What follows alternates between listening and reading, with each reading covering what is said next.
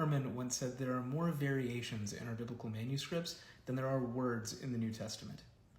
If that's true, how can we trust anything in the Bible? Before we tackle Ehrman's challenge directly, I'd like to do a brief comparison between the New Testament and other ancient texts, because I think context is important here.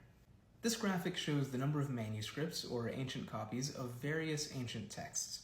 As you can see, most of these writers have about 7 to 10 surviving manuscripts. The most well-attested is Homer's Iliad, which has an impressive 643 surviving copies. When it comes to manuscripts, more is better. They're a little bit like the textual equivalent to witnesses.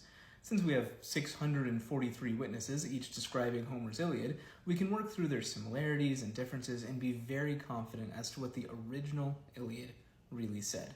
If, for example, 642 of them said Achilles' weakness was his heel, and one said his weakness was his seal, we can be pretty confident that the original said heel.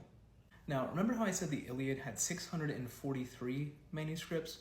Well, turns out the New Testament has 24,000.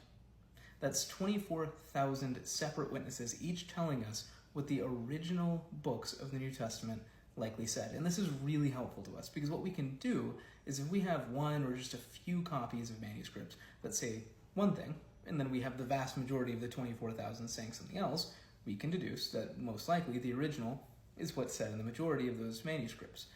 Also, if we have just one offshoot geographically, so one region of the world where you see a change and all of a sudden all the subsequent versions in that area have the same change, but everywhere else it says something different, you can figure out what happened there. You had one scribe make a mistake or maybe intentionally alter the text, and then everywhere else that change wasn't made. And so it's pretty easy to go back and figure out what was originally said in the Bible in most cases.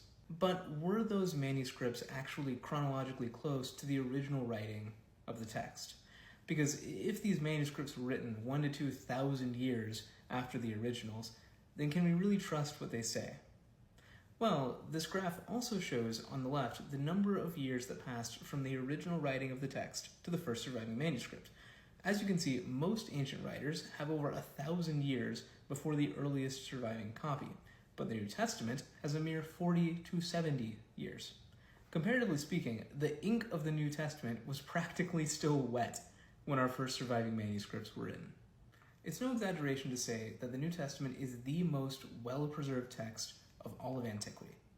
If we can't trust the historical consistency of the Bible, then we can't trust the historical consistency of any other text that was written before the invention of the printing press.